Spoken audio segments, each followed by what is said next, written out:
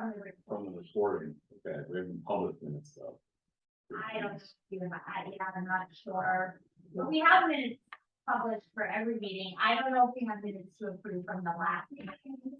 What you're probably asking, or, yeah, I have. I don't know what. Usually, send them to the chair, or they should put them in the file.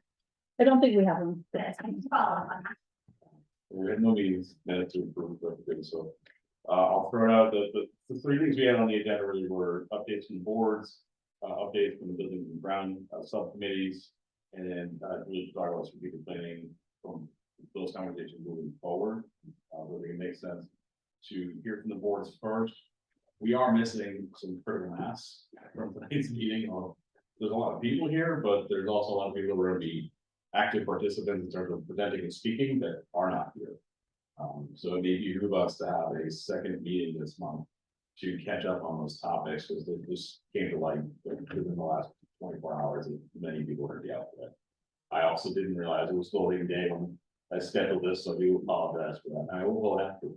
Don't apologize to me. I clearly see you voted already. You're a better man than I. You're also tired. That don't make sense, you know. It says I'm retired, but I'm doing more business than what I ever did. So if it makes sense to folks, do we agree and feel comfortable? We'll just get some updates from the board. We'll defer the subcommittee LS. We find some time in the next maybe 10-ish days to reconvene and get updates from the subcommittees. And then we can talk about any other open topics if people are okay with this. Does that sound agreeable with the group? I'd rather get better use of the time and get all the facts and circumstances. There's clearly half the party missing, so I just don't want to waste people's time. Can I just confirm my calendar?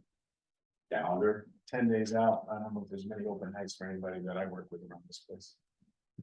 That is what it is.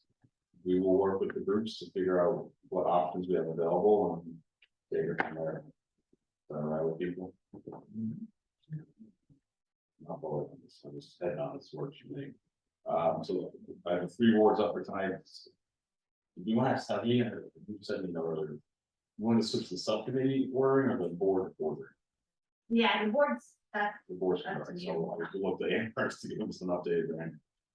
I was just worried I might not make it in on time, so if I was first. So the Amherst School Board has 3 events coming up to show off the state of Amherst facilities. Our first meeting is the FAU board meeting. This year, the FAU board meetings are going to be rotating between the districts. We're up first on September 22nd. So that's over at Wilkins, which will be a good chance for us to share with the other board members, but also for anybody who attends to be able to look around briefly then. On Saturday, the 24th at 8 a.m., we're going to do a Wilkins community tour. That's going to be in partnership between the Amherst School Board and the administration for that. And we're looking for anybody in the community who wants to take a look at the schools to come on out.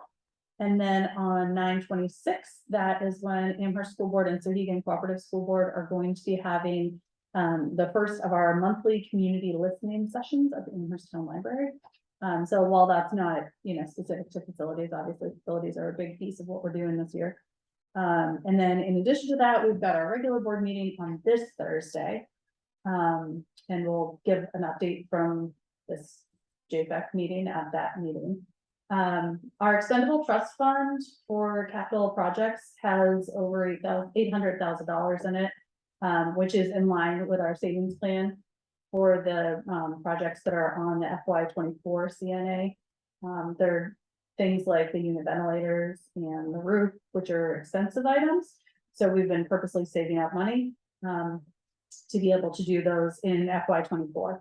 So because the capital reserve funds have been there through the ballot with the expendable trust fund, since they've all been approved, we've been able to stay on that savings plan.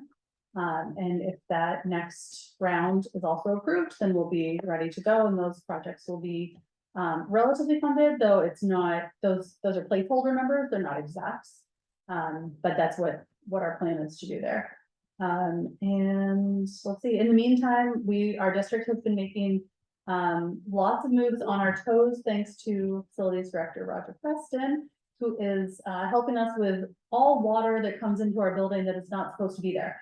So we've had unit ventilators leaking, we've had our roof leaking, and all of those problems Roger has gone over and tackled, and the rest of the business office is helping us work through, along with the teachers and the students who are having some classes, you know, in hallways and doubled up in classrooms and things like that, while we work to fix the unit ventilator floods that happened last week. Question, on the community meeting. Yeah. I hope that you advertise it well, We are hoping to. Do like you have any suggestions of where we should advertise? the papers. Okay, Okay, obviously the Telegraph. And the cabinet. great ideas. Thank you. Any other questions? Thank you, John. So do you understand what to your comments on your update maybe Tuesday or last week? And it was, I think, in line with the unit ventilators that broke down, it was amazing for comment, it's like a fourth type of instance of your. It is three floods and a fire in 14 minutes ago. Your floods and fire. And are all those floods all in the middle school, or have they had in other locations as well? No, they helped in that village school. We had some at the high school, middle school, and then the fire at Wilkins School. Yeah, so floods were different places. Yeah. The fire. So am I thinking that the middle school is top priority,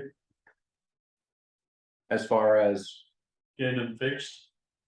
we're looking at working with the Amherst committee on using the CNA funds for the unit ventilator replacement, yes. Why do you need the committee meeting? Why don't you go straight to the school board?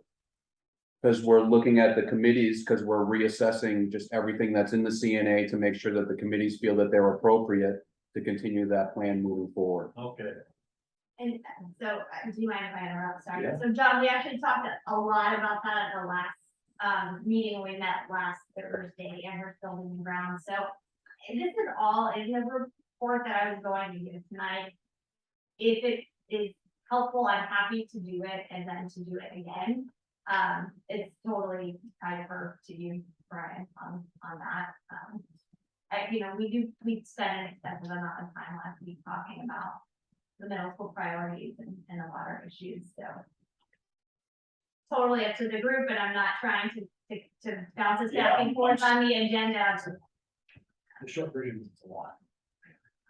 I'm split because Steve's comments, it may be hard to get everyone in a week or so. But if we have to do it twice, maybe we can head off everyone. Does the group have any opinions on that? And I'm fine either way. I would prefer everyone get to see and hear it. If we have to do it twice, I hate to waste your time and any of us who have to hear it twice, because it sounds like it's expensive. Well, in Zoom, when we record it, this is once recorded. It's fair. I guess my concern is that if we schedule another meeting and we're outside of when the next SAU meeting is, and we're outside of these things, we're kind of getting into budget season and into the time frame that the Amherst School Board wasn't really looking at. We were looking to get these things moving, so that we knew what we were doing ahead of time. My other concern is if we're waiting to push out a meeting, that at the next meeting, it could be, three of us aren't here, and then we just have kind of whack-a-mole with who's independent. That's fair. I mean, the big issue I have with tonight is that we have no one to represent Sarhegan, because this is. I literally, at 2:55, Dan asked me to step in for him because he's at the polls. Yes, that's not fair to put on stuff. So is anyone, And I know nothing about what's been going on with building and ground, so I would not be the proper. Yeah, representative. so can I just confirm something with you, Brian, since you're the chair? No one is here from the Sarhegan Building and Grounds group tonight, other than Stephanie, who is substitute. correct. I'm on the building and grounds too. For Amherst. For Amherst, Yeah, But this will be- but not for Sarhegan. Oh. So none of them came to this meeting. Correct. They all had, Dan, I hadn't gotten a note from, but Lisa's been in communication with her. She's who's gonna potentially have issues and she has learned those issues. But there's more than just the two of them on there, right? I mean, there must be, Dean is on there. okay. Well, I have. Well, Jean. Shannon, if you're willing to, and Brian, if you're willing to, I'd love to see the report and move forward. I mean, we've got two different boards that have two different messages.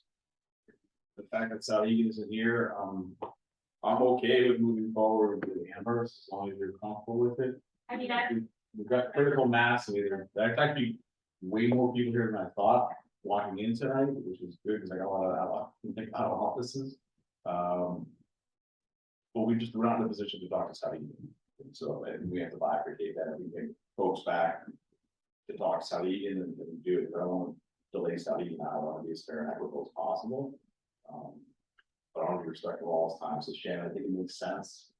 Is that it? that means I need to get the Zoom link going, yeah. Yeah, just so that we So can, I'm clicking through on here just so that it's. so that we can share your screen with the report.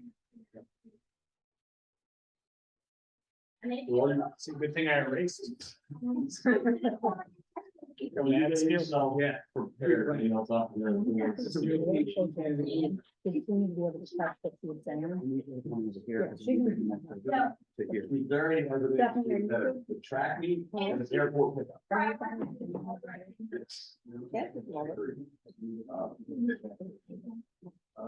So Victoria, I appreciate it. anything else you want to update on Amherst? So that was all that Amherst had. John, thank you for the idea to send it to the Telegraph and Cabinet. I don't think we had done that far. If it's community, you should let them know. Am I gonna be right now? Yeah, John Nice. just signed up for That's this, good. so we're just starting to get the word out, but getting it out on those papers is a good idea. I don't see anything about meetings or anything in the papers. It's all by the computer. Physical Yeah. papers. We're working on Yeah, that. yeah, we relied so much on the Amherst. Yeah, so And that's one. it's just another avenue to express your thoughts. That's what it is. And it sits on the kitchen counter, right? Like that's the thing that I miss about the citizen being, I missed this. I do too, being in that format. It's funny, my 8th grader actually talks about how she misses the citizen because it was like, she doesn't do the things online yet, right? So it's like that's how she read about it. Well, Shannon's similar here. Is there anything Our presentation is the one you sent out, right? Yeah, I can give you a quick one. So Yeah. thank you very much for inviting us to join. We appreciate the partnership. In terms of our structure, because we're smaller, we don't have a building and grounds committee. We literally do it within the school board with the benefit of Roger's expertise. So we have on our long range planning, we're doing, we're completing an HVAC duct replacement. And then further out, we've got potentially replacing our fire alarm system and some playground equipment, but most of our facilities have been updated. We did a major roof replacement, we did siding replacement, we are on top of our doors, windows, kind of in regular rotation, so that gets built into our budget. We've had the benefit of adding to our capital reserve fund about $50,000 from our unreserved fund balance yearly for the last like 6 to 7 years. Community's been really supportive of that, and it's been able to meet our needs. So from that aspect, I think we're kind of on track. The big thing that we're talking about potential is what middle school might look like in Monterey if we were to bring it in-house. Because of the conversations that have been happening down in the Amherst community. We've just been able to start due diligence to talk with our taxpayers about what that might look like and what that implication could be. Because either way, there's gonna be some major tax hit to our community. So we're looking at what our options are, so we can be informed as a community. But there's no real update on that. It's literally, we're in the discussion phase. We did have a middle school study committee that was formed last year that provided a preliminary report. So we're at the point where we would be bringing that back into existence to continue with next steps. In terms of enrollment data that you have for the available space from the existing infrastructure, all that's being in consideration and with that assessment. Correct. With our current facilities, we would not be able to accommodate more students. We've got 2 classes per grade right now. That seems to meet our needs.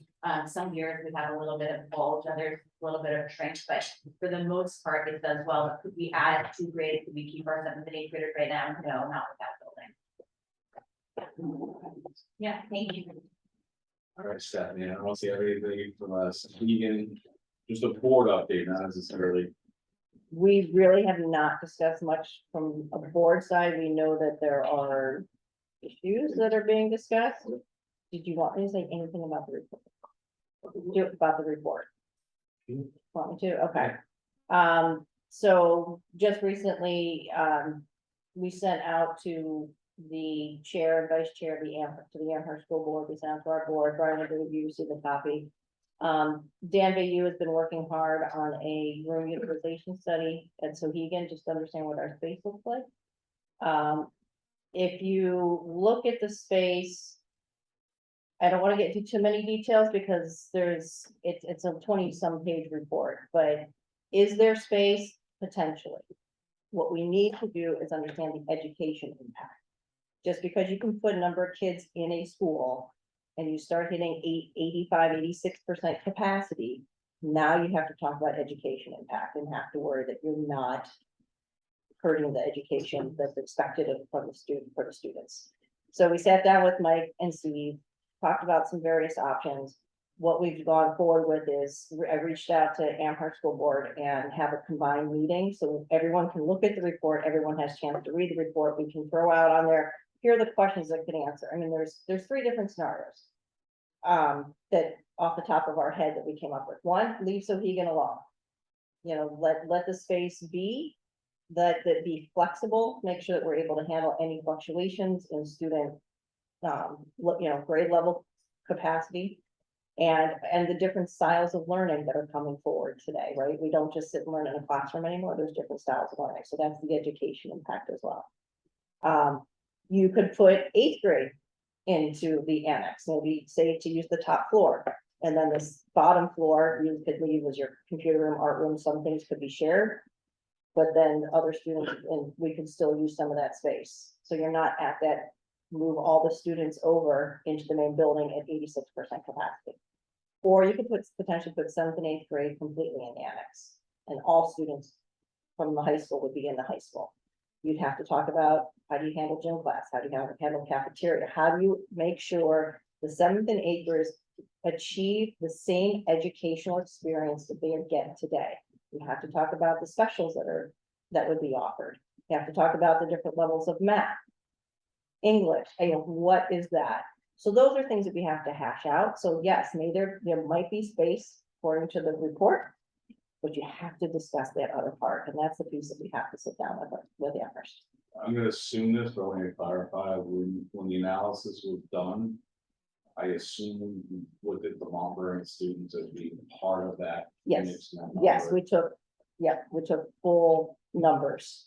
So, and we're not looking right now at saying Sarhegan Cooperative would absorb 7th and 8th grade. Right now, we're just saying, put the students in there with Amherst teachers. We're not even going for the other aspect right now. We're just saying, can we help alleviate a space issue at this point, if needed? And have we taken into consideration the cost because I assume you have to augment the existing annex to meet the needs of a different curriculum, meaning 7th and 8th grade students are not current. Those are some of the things we've spoken with Steve and Mike Berry, our principal, about that, and those are things we would have to work out, but we need to find out, is it something Amherst is even interested in? Have you talked about from an administrative perspective, the principal, the support services, and are those housed still at the back of the middle school? Are they partially go to the annex? Are they All high school? Things that absolutely have to be fully discussed. And we can go down that path, but we need to find out again, is Amherst even interested in going down that path? We could go down that path, but then if Amherst is like, wait a second, we have, they're our separate school board. We can't tell them what to do. We're not about to. So we want to make sure they're interested in any of the scenarios, and then we go forward. And those conversations have not been done. No, I reached out to chair and vice chair, and we're gonna schedule a combined meeting of our school boards to have a discussion with our interim superintendent, principals, and the administrators that deemed appropriate to be there. Would you be open to having someone from Mount Vernon present, because I'm imagining it would have some tuition impact, and that would be something that our board would really need to understand, especially if we're having conversations about potential for what middle school might look like in Mount Vernon, if that's, a factor, we need to know it. Yeah, yeah, absolutely. Yeah, thank you. I was just, knows that we make sure we have some Mount Vernon people, because their students are being impacted. Yeah, Yeah. I think and that's why we have to talk about the educational part. We can't change the educational experience for an 8th grade or a 7th and 8th grade. I mean, unless there's a way to improve it per se, but we gotta offer those same specials. We can't offer less. Yeah. Okay, but do we offer different ones or a different array because there's a different space available? Did we All also, questions. did we also talk about the existing elementary school population potentially moving classes or maybe up to the middle school? Or that also part of the discussion? It would, if you moved 8th grade into the middle school, it's completely up to the Amherst School Board at that point, right? What space you have available and what you want. So a lot of these conversations were conversations that were had back in May of 2020. Through Hvac itself, and at the time, there's the meeting, on YouTube. Where it's discussed for like 20 minutes, if not longer, and at the time, the group came to the conclusion that the only piece that would be something that we would fully look at is putting like a special education 5 through 12 on the first floor of the annex. That being said, I think there's 2 ways to look at what Stephanie's talking about. There's a long term and there's a short term.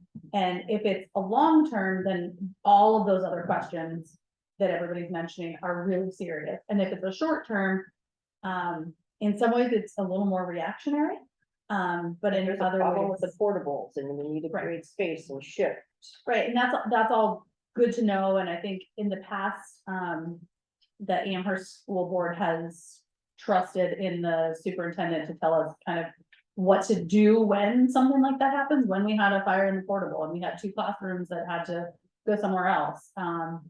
So we've kind of followed the lead of the superintendent and of the administrators in the past. So this is like another question that we just have to dig into, I guess. But the annex has been talked about, and this is a different version of talking about the annex. Yeah, the detail analysis was done. That's what the numbers piece was done. Now there's an educational piece.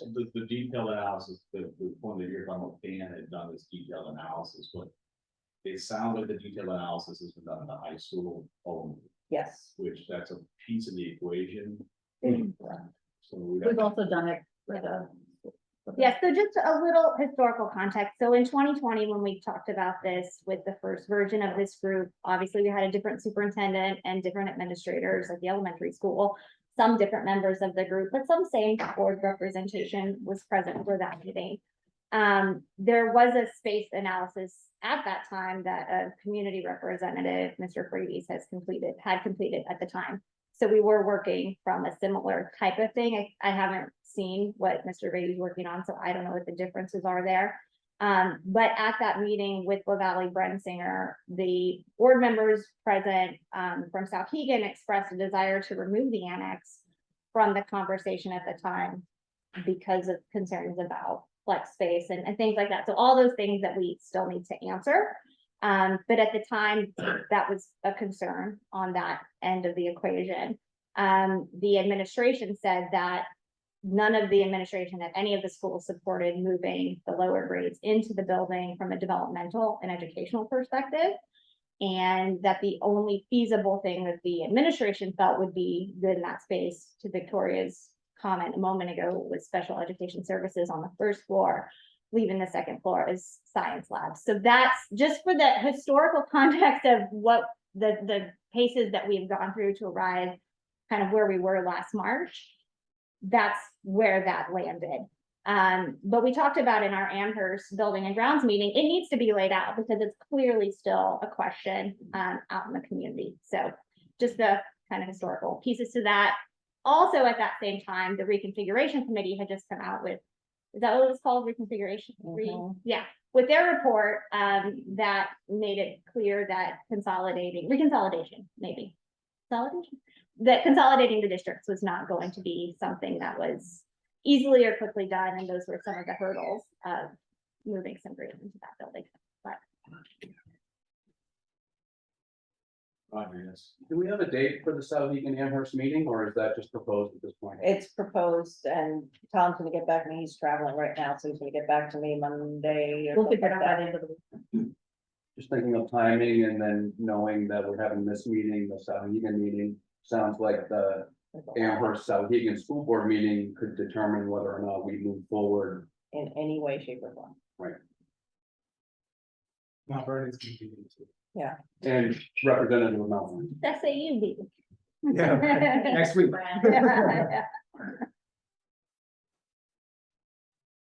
Yeah, full boards, I don't think, maybe I should. I I'll, probably shouldn't. I'll connect with Tom and then. think about it. You can talk. No, So I think guess I'm just- full boards are- Where does this committee fall with having boards meeting to determine how projects are moving forward? So I'm just. What are we gonna gain from this meeting here tonight, knowing that we have a Sarhegan Amherst meeting that could determine how both committees are moving forward? That's just me seeing like what's playing out. Yeah, that's a fair question, Roger. The committee is really an advisory committee, where it's providing, research, facts and circumstances, providing what we believe to be from the community's perspective, what's the best options to move forward. It's at the board's discretion to determine what they choose to do from there onward. So we can't necessarily say how it's going to break. However, having a clear indication as to the way the boards are thinking, would definitely sway and influence how the advisory committee would provide recommendations. Clearly, we want to provide recommendations not supported, but we also want to make sure that it's for the community's best interest, and not just the board's best interest. So if we provide recommendations the board do not agree with, we may have a conflict. That's potential outcome. I make Yes, a that's- suggestion, so one of my thoughts on this, Roger, is. I think the building and grounds committee, since they're focused on maintaining the buildings, right? Those have to go forward. Right, because I don't think anything's gonna change right now on what needs fixed at Sarhegan, what needs fixed at the middle school, what needs fixed at Wilkins. I don't think that's gonna change at all. If there's a reconfiguration, I mean, we'd have to talk about maybe some other, concept, but I think building and grounds really needs to focus on going forward and maintaining the buildings. That's my gut feel, because. I agree with that, however, the administration's support of moving class levels from one facility to another, one site to another. Has a very dramatic impact, I mean, it's the boards don't support moving 7th and 8th grade to the Sarhegan campus, then there's no reason to recommend that. Correct, that would be just done. Correct. Yeah. So I think some of those things need to be fleshed out quickly. It's not like our enrollment numbers have swung dramatically in the last 5 years, it's been pretty constant. And we've had the same facility concerns for the last 5 years, with the constant decline. With that being said, Sarhegan being built in the 90s and being at the high water mark of town population has stagnated since then. The remaining facilities were not built during that time period. So the remaining facilities were not built to a standard in which modern buildings from current educational perspective are required. So though we've augmented Sarhegan to meet the current needs, though we may have capacity, we do not have that at the lower levels. There's not much we can do to change that unless we look at ways of augmenting them as they stand today. So there's some hard decisions that we'll have to make. So Roger, I don't have a direct answer for you, and that we may not have a good answer. It's a fair question, which should be the best we can. I guess I was just looking at everybody's time and what we're getting out of it tonight, that's all. I'll disagree. That said, I will put back to the committee. Shannon was going to present on the Amherst Building and Grounds update. Do we want to wait until that conversation is held between the two boards? So I don't think that what I'm presenting will change much. Our recommendation does have the caveat that unless there's overwhelming information presented, contrary to anything we've heard that supports this being a developmentally, educationally appropriate move to put some other grade configuration in the annex, we have a recommendation. We acknowledge that every, we're where we are, like I just said a moment ago. So unless there's some drastic shift in information that, something huge is uncovered, that's like this is the way we should go, then at that point, we need to clearly look at that and lay that out for the community, because despite the fact that we've had this conversation with many different elected officials who are, cycling through, it keeps coming up. So the message needs to be clearly laid out for the community. So it doesn't change what I think I would present either way at this stage. Is anyone opposed to Shannon presenting? No. Perfect. Stephanie, is there anything else that the Sarhegan board would like to update? Perfect. So Shannon, then I will turn over to you for your. Okay, great, thank you. Are you advancing, Roger, the slides? Can you do that? Thank you.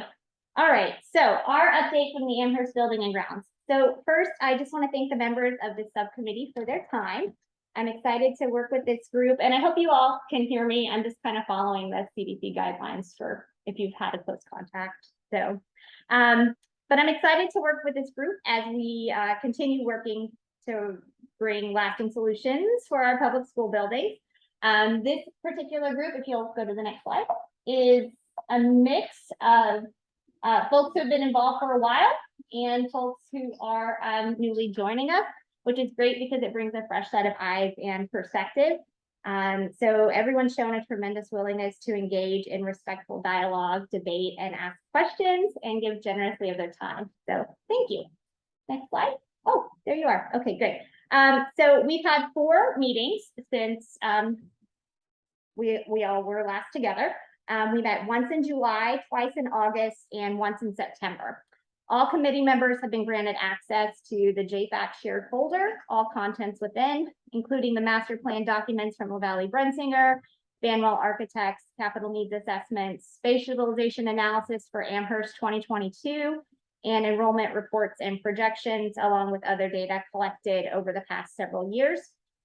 The director of facilities was present and available for questions and clarifications at all of our meetings, along with business administrator Facey, and at most of our meetings also interim superintendent Chamberlain. We spent our first meeting in July discussing the past work of Hvac, where to locate documents. At the next 2 meetings, we spent time touring AMS and Wilkins. That was supposed to be 1 meeting, but our AMS tour took 2 hours. So it was really comprehensive. Even those of us who've toured the building many times, I think, it's one of those things that once you start peeling back the layers of that onion, you see a lot. So if you're a newer member of the committee and you haven't had a chance to visit AMS and get the tour, I highly recommend. And so at the end of that, at the conclusion of that meeting, we scheduled another meeting for a tour of Wilkins, where we scheduled a 3-hour meeting that day so we could spend time setting priorities and moving forward. And then we met last Thursday because we realized that a lot was happening at AMS. So Roger gave us an update on the situation there. We spent time reviewing the capital needs assessment, the capital reserve fund, and establishing some priorities for middle school. So if we could go to the next slide. So I'm not going to go through all these bullet points. If you've been around, you're already really familiar. But these are things that stood out to us on the tour. Many of them aren't too different from things we've been talking about for years at Wilkins. But a couple things that I just want to highlight here. One thing that I hadn't really keyed in on was the compromised firewalls in the back hall. And yeah, so we'll show you a couple pictures from that. So the picture on the left is an example of the firewall in the back hallway. So if you walk into Wilkins, it's kind of that 3rd grade hallway where the art room is. And also members of the committee, feel free to chime in if I'm missing something, if I'm explaining something wrong, Roger, please. Roger doesn't know quite why they put these vents in this wall.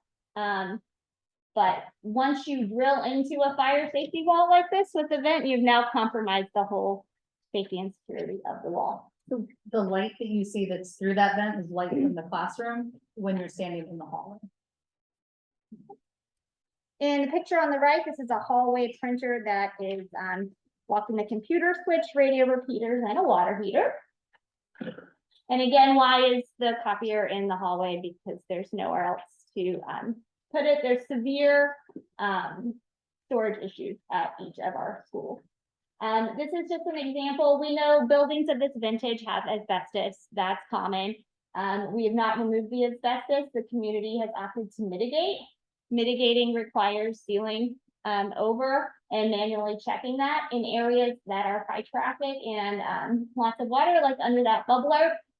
It's repeated issues that have to continually be resealed. Next. Okay, and in the far picture there, we see three counselors sharing an office space. The picture in the middle is the old janitor's office, which is now the school psychologist's office. On the ground, you'll see that there's an air filter because that room, being a closet, has no access to fresh air. And the laminator that lives in the hallway between the offices because there's no other room for it. Again, just examples of, we are really at a space crunch in this building and using everything. There's also roof access in there too. Yeah, there's roof access Correct. here on those sides. Thank you. The ladder. All right. So in this picture, as many times as I've toured this building, that picture on the far right, that's actually used to be a shower. That's a closet in the main office. When that building was renovated at one point in time and they moved the nurse's office to another portion, this closet with the shower remains and our office staff is making the most of it with supplies. The book room. Share the question, please. Yeah, go ahead. Jason. Yeah, so I actually went on this tour, so just want to Yeah, add a little bit, so. We're looking at it, there might be some water storage problems, actually, in some of these things, a much bigger problem, and I think it puts the district in some potential liability situations that makes me nervous. So when you see three counselors sharing one space, that may not seem like a big deal, but we're gonna run into confidentiality problems. And so if there's a savvy family, we're looking at hundreds of thousands of dollars in legal problems. I've seen it happen. I'm an educator myself.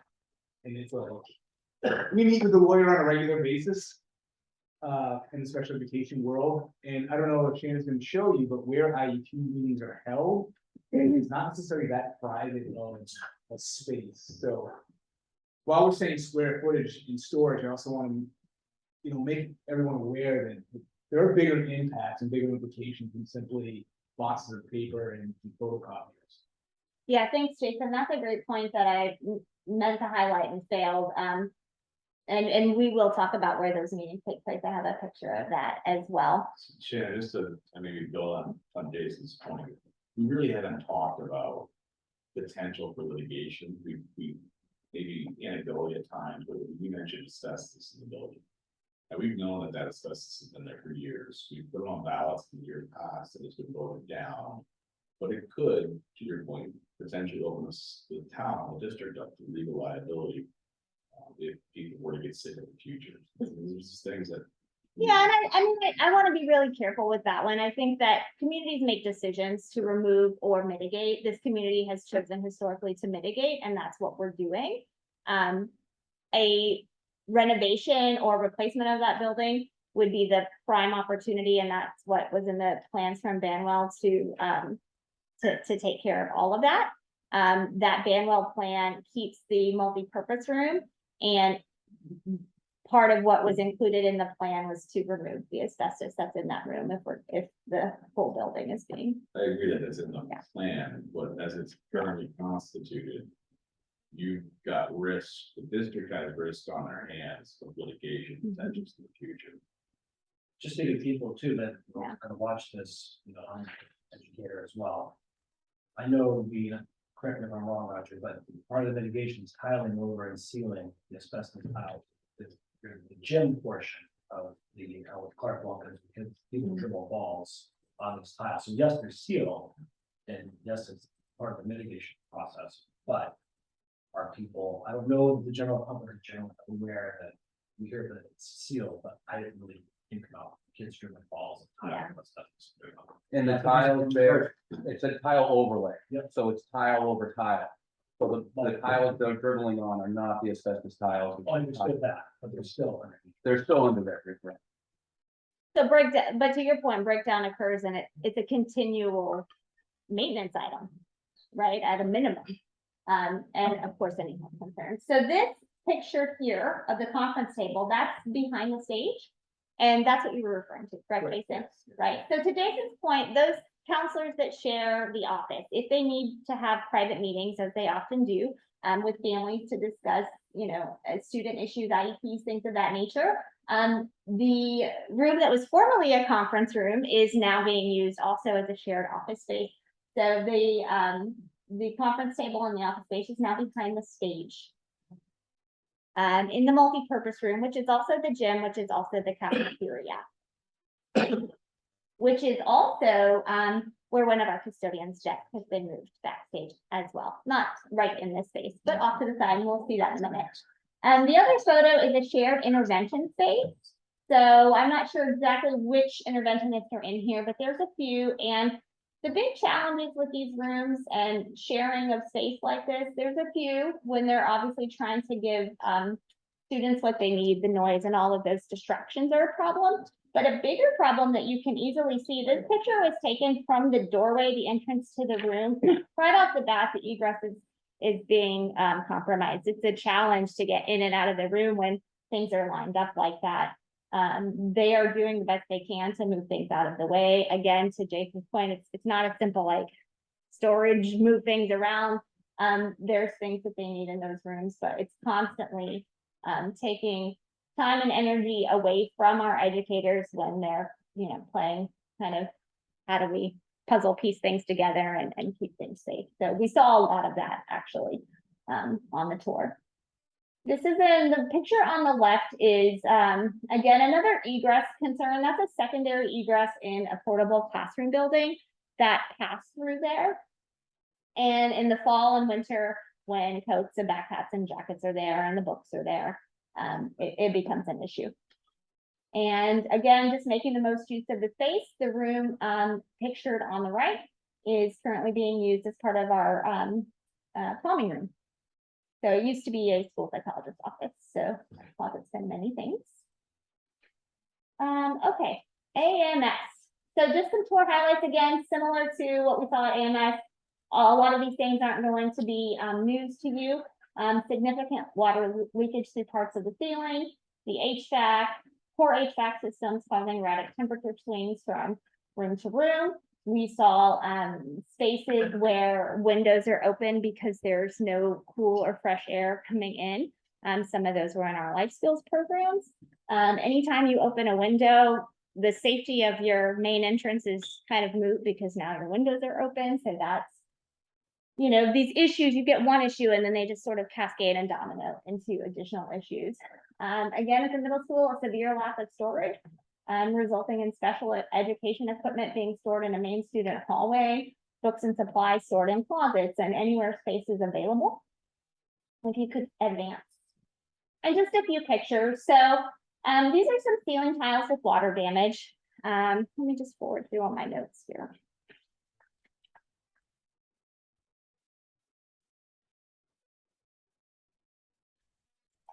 So the roof leaks that seem to be recurring is actually not the same leak in the same space every time. And we'll talk a little bit more about that in just a moment. But I know when these pictures were shown previously, or similar pictures, the question in the community is, why don't we just fix it? Well, we are, as the leaks are occurring, we are fixing it, but it is, we're just kind of chasing it at this point until a full roof replacement takes place. So mentioned earlier with the lack of storage space, these are apparatus that are used in our life skills program. We continue to see students benefiting from this program and it has grown. So 5 years ago, it was 1 classroom in AMS, now it's 3. They have nowhere to store, go back, thanks. They have nowhere to store these items. So they're in a main hallway. They did have a temporary wall that they had thrown up to try to keep them safe and secure and out of the way, but that posed, a fire code safety hazard. So that wall is down and now they're out there in the hallway, which is not the best place for them. It's also not really efficient for the staff working with those students who have to use it on a regular basis. I would also add that that anybody who's ever had to price pay these things for PT or injuries, those may look like, oh, I can just, that's like, boy, I can pay whatever $100 for it. Typically, not what they go for, it's typically very expensive pieces of equipment the district's paying for. And also those of us who have enjoyed middle schoolers in our home to think that these items, and that's just pretty random of that. Yeah. We're sitting open in the hallway. Kids have access to them. We're all kids like that. I immediately saw this, about like, 12-year-olds. Absolutely. Without a doubt. But it's not cheap equipment. And you were on the tour, Vic, so I appreciate you chiming in, because in those rooms, that I didn't see anywhere else they could have even tried to store them. I think that's the unfortunate situation there. Speaking of PT, I am a physical therapist, we're looking at about $15,000 to $20,000. And just those three, and you're saying. There were more. Yeah. I don't need to digress. No, you're. I No, think please. There's significant storage. I think this is important that we highlight in this group and we highlight this in the community. Yeah. It's not just looks, it's Right. liability, it's everything. Yeah. So I think they're important points to make. It's safety, it's liability, it's cost. Health hazards too. Any insurance provider that would walk through that building right there, they would drop you. They would drop your insurance for the safety violations for that building. I look at commercial structures for work. I review schools or hospitals or whatever. You can't have leaking tiles in a building like that. That's mold issues, that's health hazard issues. Egress issues, your fire department can shut you down for blocking emergency egresses. And if a fire happened and kids get stuck in that school, this town would be decimated with lawsuits.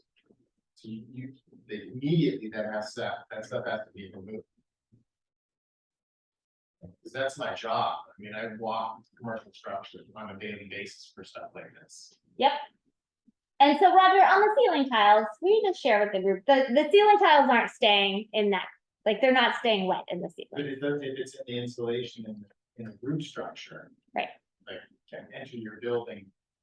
Anything like that, any type of water issues in your HVAC equipment, it's mold growing in there, it's gonna spread throughout your building. So this is where I don't mean to digress from going to. That's what the meeting's for. I'm happy to be here. Lisa's here now, we're coordinating as usual. When the Sarhegan group met and when Dan started looking at like the capacity loading at the high school. Were things like this taken into, when I say things like this, I don't know what to call them. These adaptive equipments that are in a hallway. Were things like this taken into consideration from a storage perspective? Like, yeah, you have a classroom, you have kids, but this is a special circumstance, obviously. Yeah, the very extensive study he did was really just looking at how many rooms for each period are occupied X percentage of the time. Did he look at like administrative needs, like copier needs, computer technology needs, like are those things? No, he was only looking at bodies in the building. And the thought regarding the life skills program is because that expertise exists at the middle school and those kids, really middle school kids, that whole program needs to stay at the middle school. And again, the idea of the annex would be just like lease space. We're not talking about legally taking on extra grades at this point in time. Understood. So we wouldn't look at Sarhegan as adding this additional equipment because we're not looking at. No, taking on some those of it life should skills. be- those students move up, They right? have There are, a storage if there are. area. Yeah, They are using the. They it have a depends floor. which kids are using this. If they're in that's why I said life skills program itself, which may not be integrated into classrooms, depending on who the kids are. That would not most likely come over, but kids that need No, adaptive equipment. that's Amherst equipment, that's. Yeah. Would say, Sarhegan has their own adaptive equipment, and they have a storage room for that. Understood. I'm saying if we're going to look at, If there are students in the classroom that need this equipment in the annex available. correct, but also if you look at just along, we've got X number of rooms, we have a wide number of students, do the math, and here's what your load is. But are we taking into consideration like sprinklers in the hallway, apparatus like this in the hallway, what we're doing in the past. So, I mean, so the annex itself has certain space already that's office space, but if there's, again, looking to the administrative piece, things. Taking fifth grade out and putting them in the elementary school. Changes your store. Mhm. In free, I mean, so that's, you get a significant improvement in AMS by resizing it to the. So the Three simple grades. answer to your question is that was not what Dan was looking at. So that is not in his report. But long term, when you squeeze space at Sarhegan, this is what happens. Because you're taking away all the annex space, so the annex kids go over to the main building, now you're crowding and then you're looking for space, and then you get, because in the world, as soon as you do this, you get 100 kids. Correct. There's 3 years, 100%. and now this is the Sarhegan view. Mhm. And then you have to factor in storage, that's what that's what Correct. you Right. Factor in storage. These are all the educational impact things that happen. This is a big one. Mhm.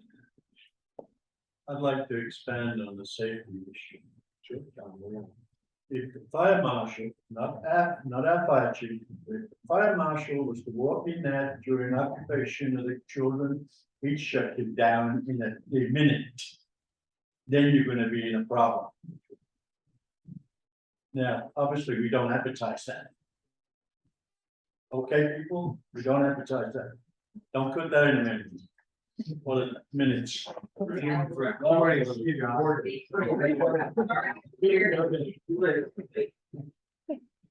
I'm sorry. We have challenges, real challenges, and these are just a few photos to highlight some of those. I wanna just pause right here and say that I have been in this for 5 years. I send my kids to these schools. I believe wholeheartedly that, Roger Preston and his team and the administrators in these buildings are doing the very best they can. They are keeping our kids safe.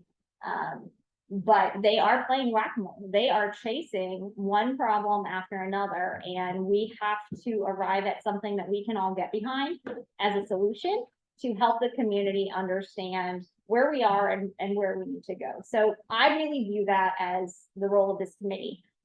Every time I think I'm going to take a step back and let someone else do this, or just say I can't do it anymore, there's certainly someone more equipped than me. Something happens like a leak to a unit ventilator that we've been talking about for years. And one of my kids is in a class now with 50 other kids on the second week of school. For a problem that we've been aware of and chasing and trying to fix. So we have big issues and it matters, and it's going to take a group of people seeing it like everyone is here today and coming together and getting behind something. So anyway, that's a rant. I apologize. Let's keep moving. No, that was my fault, I thought I was gonna go off. I'm glad Roger came back because we're just in time to talk about unit ventilators, which I spent a lot of time trying to really wrap my mind around what it is. So feel free to chime in because I'm still not completely sure. But I was doing a little Hvac research as soon as I found out the unit ventilator was leaking. And this is a definition that I came up with. Roger, if our unit ventilators deviate from this at all, let me know. Exactly that, some of them Perfect. that are heat and some of them are heat and cooling, so Yeah. this is. Yeah, so for anyone watching at home, I'm guessing a lot of folks in this room understand a unit ventilator. They are, since the 1950s, they've pretty much been a staple in most public schools. You also see them a lot in like nursing home settings and hospitals because they allow for individual room control to the climate. They provide a fresh air source for the room. So it's a really basic heating and ventilation unit. It has a fan cabinet with air filters and set of dampers, and it mixes outside air over a coil. I didn't need to read that. You guys can all read for yourself. Go to the next slide, please, Roger. Thank you. So Least expensive option. Yep, they are. They are, and these are the original units in most of the building, correct? Is that right? Yeah, They are. we haven't replaced many unless we've had to, is that right? That's correct. Okay, The best description on this slide is the word simple. Yeah. Because that's exactly what they are. and they have advanced, right, from these units. There are units that are better than what we have today, but they are still the most simple, most you know, the least expensive option that a community can make when they're putting these in. So what types of issues are we seeing with our units here in Amherst? When the unit ventilator's turned off, air's not supposed to come inside. If the air outside's cold and for some reason the louver malfunctions and stays open, cold air's coming in, going over the coils, freezing the water, bursts and leaks. That has happened. That happened last year in the life skills room, right? Is that a fair assessment of kind of how that works? It's happened throughout the life of middle school and the life of the high school as well. So the question then I think is, well, why, if we know this is happening, why aren't we getting ahead of it? Well, Shannon, you remember, we keep the hot room door open, Yeah. cold room offset. Right, so we're trying to get ahead of it, but you know, you don't know when the louver's going to malfunction, right? These are the effects of aging is what we're These saying. are the effects of aging. The other issue that's another effect of aging is the coils have aged and they've begun cracking. The cracks are not discovered until they begin to leak. So if you'll go to the next page, you'll see this is actually the unit ventilator that that leaked. So this is what it looks like when it's open and it's being repaired. Roger, do you know the typical life expectancy for these types of products? Typically HVAC, you can say it's 20 years is a good expectancy of life. And these are close to 50. These ones in the annex portions were installed in the annex, so like whenever the annex edition was done, I think we're going. I think we're about 20 years. And so when Roger says the annex, it always confuses me because I think of Sarhegan, but it's the newest wing of Amherst Middle School. So in the original section of the building, we have units that are older than this. Is that That's correct, they were original to what the building. original being to built. building construction? So Yeah. these same types of units are throughout all of the MS, not just the annex. Yes, The other stuff, the main part of AMS, so roughly 50 years old. they're original to the building. When AMS was built, they were built with electric heat unit ventilators. So there was no hot water going to these, they were just straight electric. Each unit ventilator in a classroom has a 3-pole, 100 amp breaker feeding it. Anybody that knows anything about electricity, that is a ridiculous amount of voltage and amperage for one unit ventilator. What they did over time is they actually converted it to thin tube radiation, meaning that a hot water loop goes around the entire building being fed from the boilers. You send out a supply line, it goes out at 140 at middle school, and then the return actually comes back at 130. Middle school is really, really efficient on its heating loop. We only lose about 10 degrees, different story. But anyway, they converted all the original unit ventilators from electric to thin tube radiation. They never removed the electric coils inside of the unit ventilator. Over time, what that does is that just picks up debris, it just causes restricted airflow. So, what's that? Fire, They disconnected it, still. they kept the coil there. So the actual heating elements and everything, it sits on top of the thin tube radiation coil. So what happens is as that coil gets dirty, that heating element's also getting dirty at the same time. Like I said, it's restricting airflow because we just have more devices in the way of the actual airflow. And how many of these unit ventilators exist? I know the answer, but I don't. Between all of our buildings, I think it's under 200. It's the entire middle school classrooms, the entire high school classrooms, and the annex building was built with them as well. Wilkins has a couple, Village School has one, and I think Clark has a couple as well. And how long would it take your crew to replace with replacement, full replacement like all of those? So for a preventative maintenance cycle is what we do is I find a happy balance between outside vendors and in-house staff. We have one HVAC technician for all of our districts that I have responsible for just unit ventilators and repair breakdowns. You can see if we take one technician and if it takes him about a day to go through all of these components that are within this unit ventilator, they have controls, they have louvers, they have zone valves, they have fans, they have dampers, they have bearings.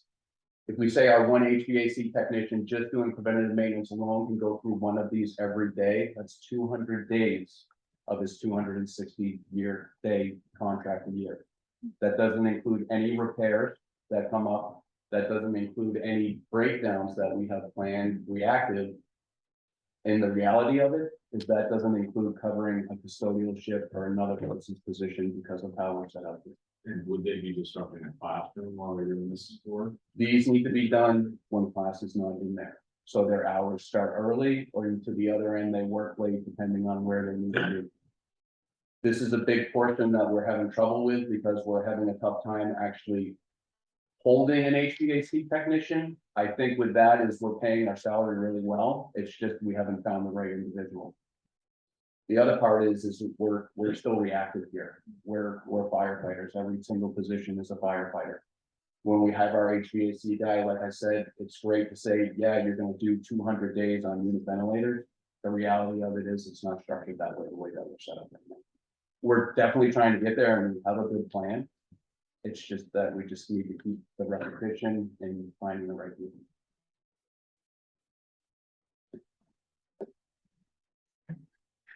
This was in case we didn't have pictures, you know, I just thought everybody might wanna see, and I don't know how this compares exactly. And this is really good here. Ours, So right here, this is your outside air. Just picture, this is everything in a classroom and this is your exterior wall. What happens is these louvers open and close depending on if we can economize. Roger, what's economize? If I'm asking for 70 degrees in the classroom and I have 70 degrees of outside air, this unit ventilator, rather than trying to heat or cool, it'll pull in outside air. It's called economizing, just using the air that you have available. What happens is because this is a mechanical device, this will fail open or fail closed, depending on what the failure is, or fail halfway.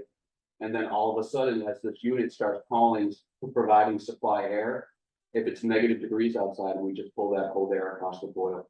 And what happens is that coil becomes frozen and then it pops once it thaws.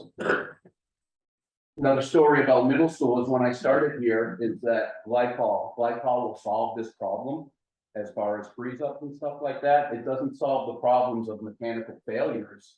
It prevents freeze ups. When I started here, Amherst Middle School was in the middle of a glycol project. After the glycol was installed, we found that the glycol was eating away at the boilers. How did we know that? Because we had a really good preventative maintenance technician on site that we were going through all of this with. We removed the glycol from Amherst Middle School because the individuals put the wrong glycol into middle school system at the time.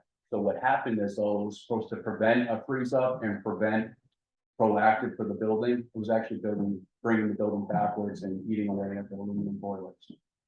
Amherst Middle School years ago installed aluminum boilers. Aluminum boilers are a specific boiler that needs a pure water quality. If we're not able to provide the water quality to it, the boilers actually start corroding and wearing themselves away. Somehow we were sold on those boilers here, but we own them now, and we actually picked up a water quality program to make sure that we're not eating away at our boilers. What am I getting at? I'm getting at we're just not maintaining our systems. We have to have knowledge on our systems or we're bringing them backwards. A lot of these systems I'm still learning because I'm only on year 3 being here. Go ahead. I had a question. I mean, feasibility, is it cost effective to keep doing what you're doing versus installing an entirely new commercialized HVAC system or hydronic air system? It's a really good question. And what that leads us to is it falls back on when middle school was designed, all of the committees worked really hard for them to get that project proposed. Anybody that's working on Park Wilkins right now knows what goes into the design portion of the project. Sacrifices have to be made at a certain point or another. Doesn't mean it's wrong or right. It's just when middle school was built, they chose unit ventilators. You can certainly change that option, but rather than going into a unit ventilator replacement that's just affecting that portion of the wall, you're now removing ceilings, removing lights, removing sprinkler systems to add the ductwork that would need to go into the installation of a rooftop unit.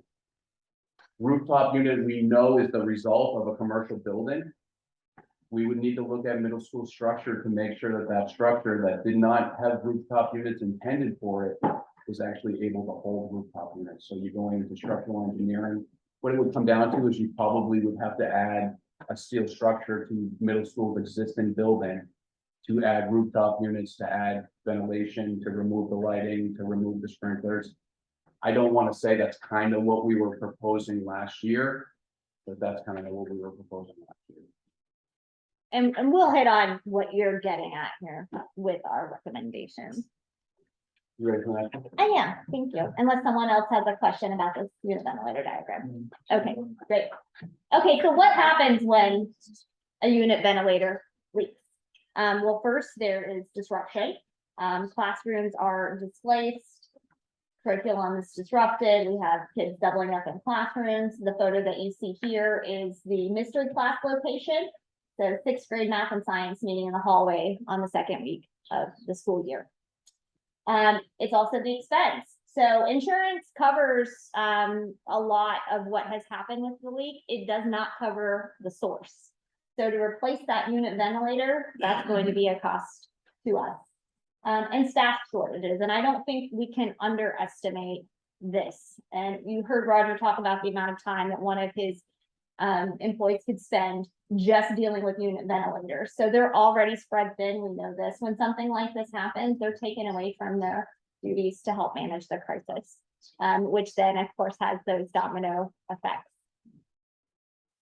All right, so the other water issue that we all know about is the roof at AMS. So many of you are familiar with this photo. Is that a shredder? Oh, okay. That is our cue for me to talk faster. So this photo was taken several years ago. And so while this particular leak is no longer an issue, leaks like this persist. We talked about this a little bit earlier. Last week, there were buckets in an 8th grade hallway. Why don't you fix it? Well, the short answer is we do. And when another leak is discovered, we fix that one too. Playing whack-a-mole. Then this one. I'll go back for you on that. Yeah, so until a full replacement occurs, we're going to continue operating in a reactive mode. But the roof drains, in terms of maintenance, the roof drains are cleaned 4 times a year. And the roof is called out in the CNA for fiscal year 24 to take place in stages. So in fiscal year 24 and fiscal year 27. It's important to note that the dollar amounts in that 2017 CNA are really just placeholders at this point. They're dated and need to be verified. So yeah, sorry. Okay, so before we get to the recommendations, what is the Amherst School District capital maintenance planning process? Where does the CNA fall into it, and the expendable trust fund? So the capital needs assessment that you all have access to was developed in 2017. The superintendent identified the need for a formal facilities maintenance program across the district. An outside firm was commissioned to develop a 20-year maintenance program. This program looked only at the care and replacement of existing systems like Hvac wherever possible. So this is the information that's been driving the scheduling and planning of capital improvements and how the board saved for them in the expendable trust fund under the title Capital Facilities Repair. The CNA provides a starting point for planning, and it requires continuous updating and review by the facilities director. Similar to how the town has multiple reserve funds for things like communication, fire trucks, etc., the Amherst School District has an expendable trust fund called the Capital Facilities Reserve Repair, created to support the capital needs in the Amherst School District. So the way this works, taxpayers see a request for funding. This during the March election cycle. Since 2017, this request has appeared 3 times and been supported 3 times, being funded by the unreserved fund balance. And Victoria or Jason, I'll probably ask you to jump in maybe a little bit on this one if any additional depth of information is required, but the current balance in that fund right now is there on the screen, and you can see listed out here how those are planned to be used over the next couple of years. I'm not gonna go through this in detail unless you guys want me to. And then this is just another way to kind of look at it, broken out by building over the next 5 years. So you'll notice at Clark Wilkins, The projects that are being picked up are really life safety issues and things that we have to do in order to maintain the building. Not much beyond that in lieu of the efforts to do something different there at the elementary school. At the middle school, we have a number of items here on the list as well.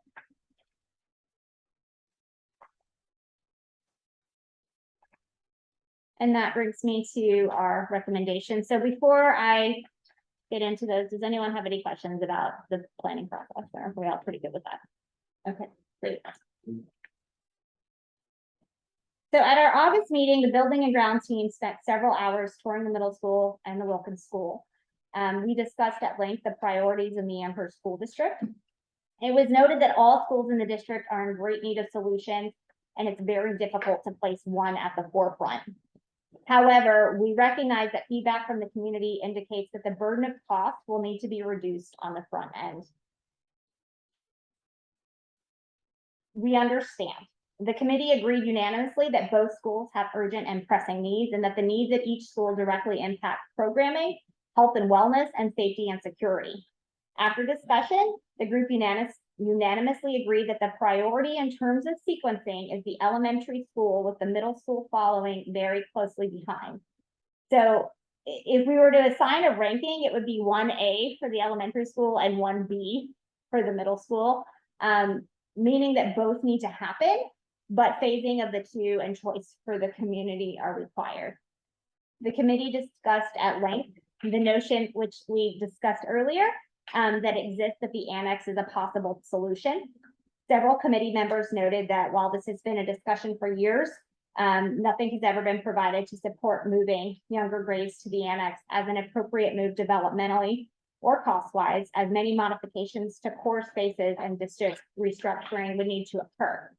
It's important to note, however, that the committee agreed that this needs to be clearly determined and laid out to voters and residents. The committee agreed unanimously that in lieu of any overwhelming cases being presented or new evidence regarding the annex or a new direction from the boards, that the plan that exists from Banwell Architects is well thought out, appropriate, and the best plan to consolidate the elementary school into one building on one site and bring the 5th grade down. This will have the benefit of freeing up space at AMS, which will at least begin to alleviate some of the space constraints that we've seen while we work to fund pressing issues at the middle school. So if you'll go forward. Thanks. So immediate action items that we would support for Clark Wilkins, they're already happening. The state aid application and the safety and security grant application.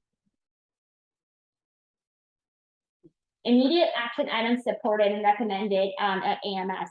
So clearly, when a leak happens on these unit ventilators, we were really lucky over the Labor Day weekend that someone was in the building and saw that. If that had been a long weekend or a long week and no one was in there, the damage could have been even more significant. So at our Building and Grounds Committee meeting, we talked with Roger about what are some monitoring options in the interim while we're working to solve the bigger issue. Water bug leak monitoring was something mentioned to place on all the unit ventilators. And Roger's working on costing that out. And I don't want to speak for you, Roger, so if I'm off on any of this with the where you are with the costing, let me know. Working on. Yeah. So and then design and cost work for a unit ventilator full replacement. So what you were talking about, Steve, like what would it cost to either replace all of the unit ventilators, right? So let's just take what we have. We know they're all aging and failing. Replace them with new. Well, that also requires design work. It's not just a matter of cost, but because those unit ventilators go into the outside of the building, you know, are they going to fit in the space and all of those things? And then what would it cost to do a full HVAC rooftop unit installation, which to Roger's point was pretty much what we had on the ballot last year. So we have some ideas there, but we need to lay it all out, and a full roof replacement. So our recommendation, you can leave it there. We don't need the last. Yeah, this will be the last slide. So that is the recommendation that came out of our committee, that we support the elementary school project that was presented by Banwell. for the middle school, we want to see more information regarding the cost for HVAC replacement options and roof replacement. So what does the cost for a full roof replacement look like? Can we use CNA funds to, expendable trust funds to do that? We couldn't answer any of those questions or have any of that information for you tonight because we need the cost. So that would be something we would bring to a future meeting. Whether that would be able to be funded through that fund or whether a small bond would need to go forward. I don't have any recommendations for that at the moment. That was a lot. So if anyone has any questions. Question. One question, so in the CNA, we definitely had in FY 24 and 27 costs around replacement of the roof. Do we also have something earmarked farther out for Asian? If so, then. So also in FY 24, there is some costs for unit ventilators. They're listed as hydronic heat distribution. I found that out through Roger, so thank you for sharing your knowledge. So that is something that is earmarked here, but like we said, these are placeholder numbers that's listed here at 579, and that would not be the cost to replace throughout the building.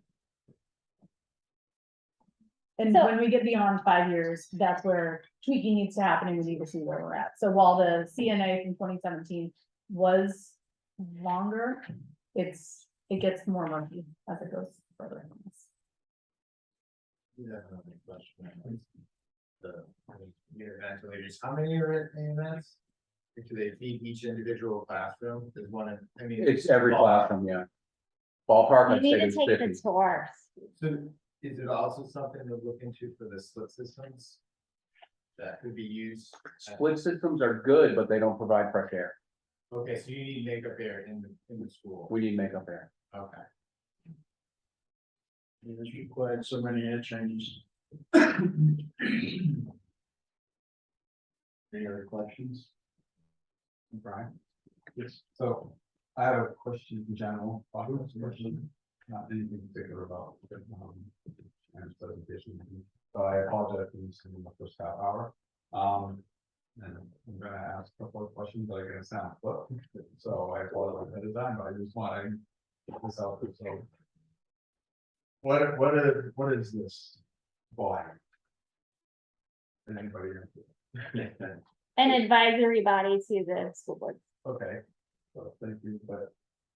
So that is part of the answer. And Okay. The other part of the answer is it's Hvac, right, which stands for.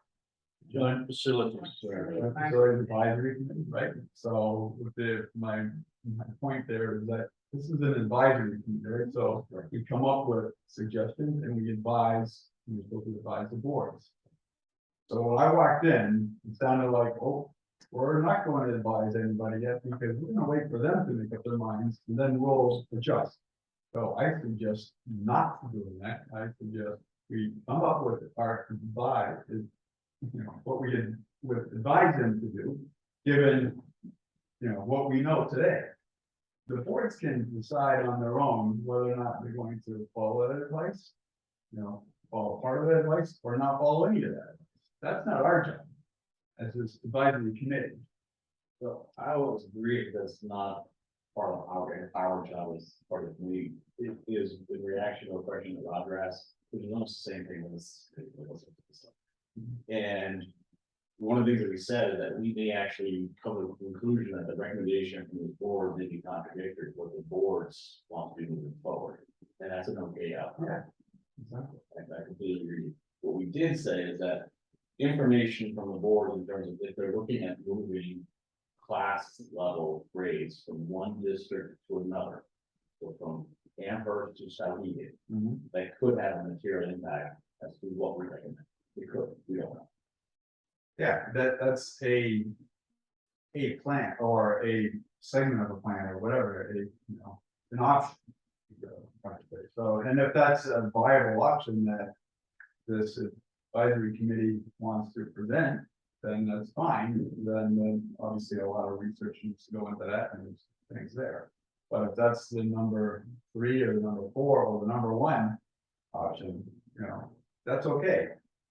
My point is, we're an advisory committee, so let's advise what we want, what we think are the right steps to move forward with, that we think are gonna be successful, you know, on a taxpayer basis, that we think is gonna be successful from an educational perspective, and we think is gonna be successful from an overall facility standpoint, right? So, you know, just my 2 cents, I don't think we need to take a step back and wait for the boards to decide what they're gonna do. Now, as a board member, going, yeah, we need to do that, but we shouldn't be advising, as a board should not be advising the advisory committee, right? I agree. We go backwards. It is a little backward, and we've been at this, many of us, we've been involved for a while, for years. When we reacted that there are new, community members that have joined recently, there are some new topics and ideas that have come to the surface recently. Whereas the last time we met, we kind of backed into a timeline that we've got to get something to the boards by November in terms of a proposal. I know the Sarhegan subcommittee had a very active dialogue around changing, rethinking a lot of different things, which would take a lot of additional work to flush out, which means there's a proposal that we can make to the Amherst School Board, there's a proposal that we can make to Mount Vernon if they're asking, or Sarhegan, and we will come up with something in short order, and it may have to wait, they may have to move forward. We need to hear going out first, and then start to make some sort of basis positions to move forward. I don't want to do it rushed, but we can't wait any longer on it. Not suggesting to do it. So I just want to be clear on Amherst Building and Grounds Subcommittee and what our recommendations are, which would be our advising. So our recommendations, barring anything, like I said, coming to light that would dramatically shift or be new news, our recommendations are to move forward with the Banwell design for the elementary school that was put on the ballot last year, which is currently being reviewed by the state DOE for state aid. So that's our recommendation at the elementary school. That does have a caveat. It just does, sorry. At the middle school, our recommendation and advice is that the top priorities there are solving the water issues with the roof and the HVAC. And we're working to cost all of that out and get that information to provide to you all at our next meeting, which would hopefully help us know, is that something that we can fund with money that we already have? Does it go into the operating budget, or is that a small bond that we need to face? So from my perspective, that would be the recommendation and the advice part that our subcommittee would be bringing to you all. And my question for you would be, do you support that?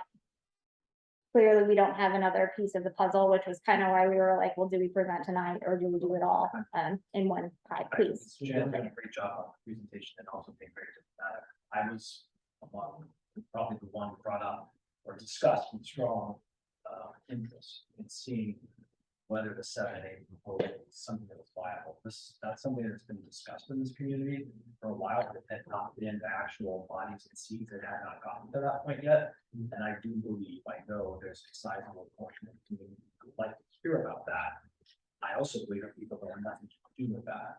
But if that's even going to be considered, I think it's really a school board issue and not an us issue. It's not our purview. I agree. And I will not, and speaking for myself, would not want to move forward. I'm not comfortable saying, yeah, the need's there. I thought the need's obvious. But until I know that need is cannot be taken off somewhere else, where the boards are saying we're just not going to do it. That's that piece of that. I don't think I'm alone. Thanks, Rick. Yes, this could be a segue into the whole Sarhegan discussion. Are you ready? Absolutely. And you presented all. I'm so golden. People, A, have been able to ask all questions that we heard, and then B, Shannon made it very clear, there is a proposal. You just presented it. I think we have clarity as to what that is. This is the time for people to speak, because that is what the subcommittee is recommending on behalf of the Amherst School District. And if Not, we'll do it. On behalf of, yeah, Amherst Building, yeah, that's right. Yes. Yeah. And if not, we'll then turn it over to Sally. Awesome. Yeah. Can we, hold on one second, Lisa, can you come up closer to the Yeah, owl? I'm going to. Roger, I just sent you my slideshow. It is not as, I emailed it to you, so it's not anywhere near as fancy, but that's okay, because it gives us time to talk about. Time check, or where are we on? We're way over time, we're a half hour. I can talk quickly. And I don't have a lot, because we don't, fortunately, Sarhegan is nowhere near in the dire straits that the other two schools are. So a lot of it is just things that need to be done, but it's not catastrophic. There's a couple of things, but overall, the biggest premise is that we were discussing as a committee is that the foundation of, can the annex be used, the question, you know, this is our EQ. Can the annex be used for other purposes? And so far in our committee, we are not comfortable moving forward with recommending spending a crap ton of money when that question hasn't been totally answered. We have been talking about it in Amherst for at least 10 years. Like since I moved here, that's been a discussion. And there's never been money spent or allocated from the SAU for an architectural, an A&E study of all of those things. Of what would that entail? Maybe it does entail building another gym, adding on. That still may be cheaper than $80 million to rebuild a new school and renovate a middle school. So until, I think our duty to the taxpayers are, until we can definitively say this can or cannot work. One, it cannot work because for whatever, or it can, but this is what it's going to cost. And I do not think, I'm not an elected official. I would expect as a taxpayer, the elected officials to be able to say, we have lifted every rock. This is what it's going to cost us. And this is why we think it is good or think it is bad. So from the Sarhegan Building and Grounds Committee set up, I know I was all, don't put Sarhegan in the corner last meeting, but now I'm saying, okay, we might have to put the science labs in the corner. Like, won't get to go to the dirty dancing camp, but whatever. So here we are. Before you Yeah. jump in, I just want to have one clarifying question. So Yes. This subcommittee, there has not been any sort of allocated resources to look at the annex. However, when we brought in both architecture firms, they looked at the entire district. Neither of them recommended moving anything into that space. But were they given the task to investigate doing that? I don't know. I'm asking you because I don't know. I mean, they met with all the administrative staff, what would be optimal for each of their programming as well. Right. I'm just saying though, like whenever I brought it up to the past two superintendents and I've asked the question, neither one seemed interested, but didn't have really good, solid financial reasons why it wasn't going to work. I'll defer to Shannon because I know you got a lot more of the day-to-day conversations with both. I don't think any of the reasons were financial. I think they were educational and developmental. So I went back through the notes to kind of get at, when did we discuss this with La Valley? It was in May of 2020. We were scoping the work as a committee. Yep. The superintendent, the Sarhegan board members, president, and the community members, president, asked for a variety of reasons. Those elected officials at the time were not interested in using the annex for any other space. So it's one of those things, I think that depending on who's in that seat. Right. Could depend on what we do. I 100% So, agree. You know, and none of the principals supported that, for a number of reasons. The SAU administration did not support that for a number of reasons. Yeah. So, you know, that's Right. kind of, there wasn't a ton of money spent to go deeply into Sure. a design build out for that building. No, there was not. It was a point of discussion and it was quickly taken off the table. Right, because I We're think not we, gonna spend taxpayer I dollars want to be clear, I want to be clear with the community about that. There has been money spent looking at the entire district. yes, And options such as the annex was on the table. It has been looked at. Okay. by professional architecture firms.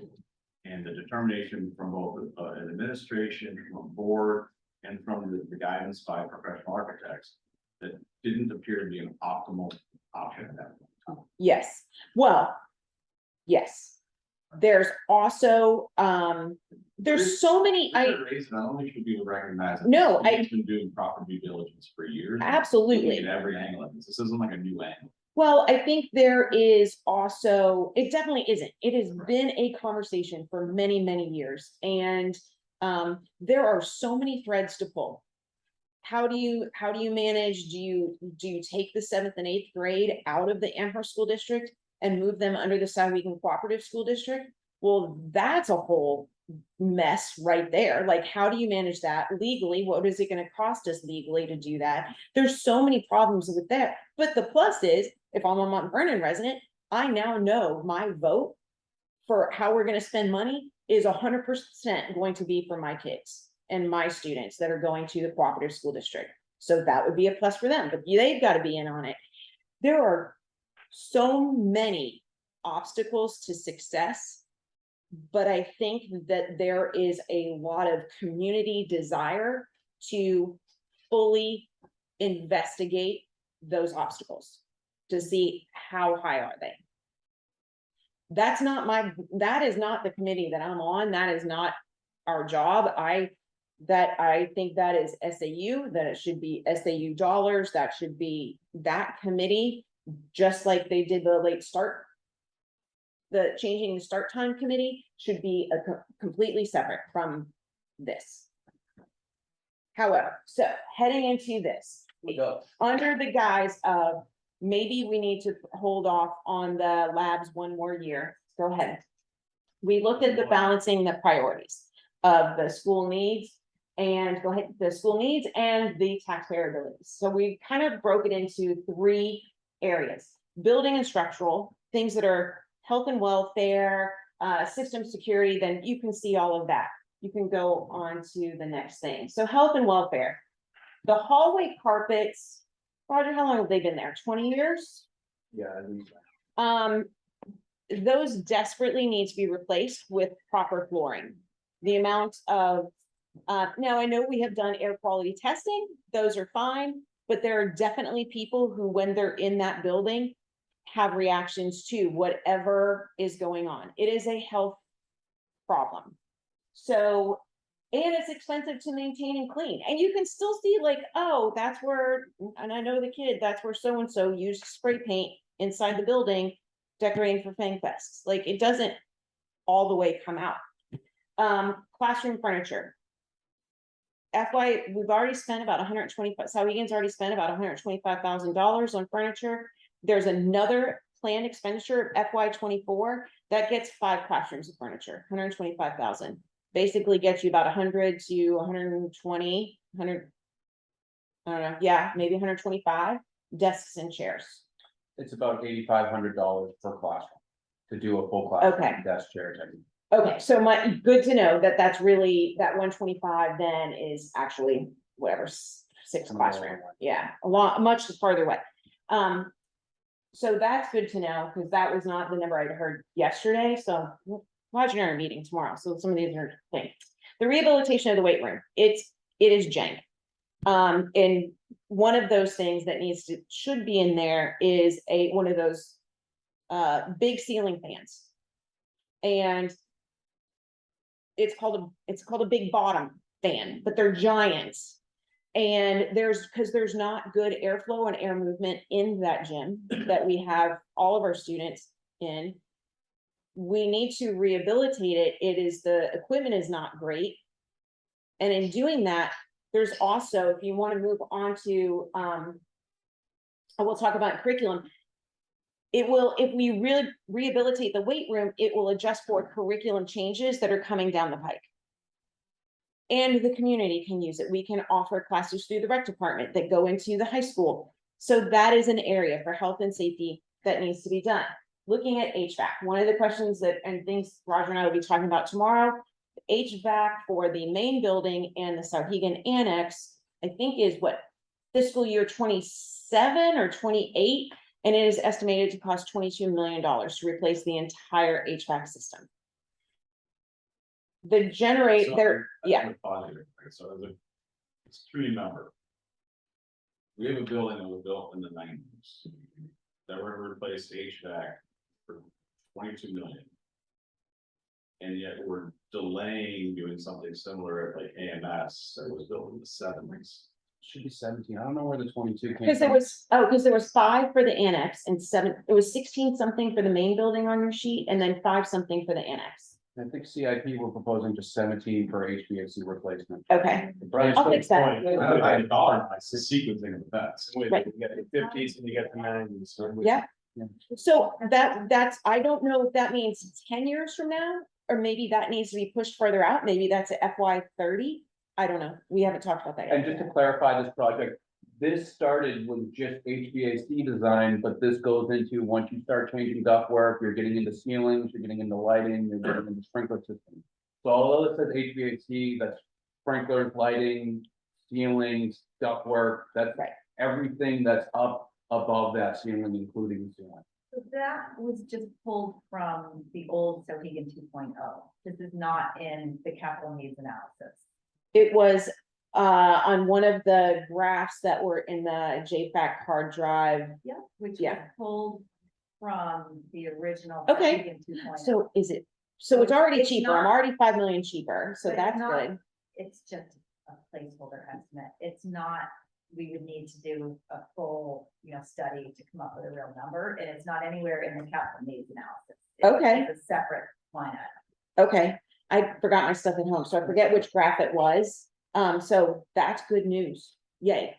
All right, So Um, Lisa, yes. I pointed out, I'm less concerned about the dollar amount, I'm more concerned about, this is where you get multiple boards making decisions. right. So on this is not our recommendations sequencing yet. of events. This is just information we have found. At the end, we will give our advice and what our recommendations are. These were just things that we have found in the building. The annex, the Sarhegan annex has no generator. So if we're prolonged, no power, then we run the risk of all those ventilator coils breaking and freezing and doing all of those things. Don't question about it, generator. No. No, not at all the buildings. The main building at Sarhegan does have a generator, but the annex building does not have a generator. AMS. AMS has a generator, Mount Clark, Vernon Village School. Mount Vernon does the whole building, Village School, Clark School, and the SAU office do not have a generator.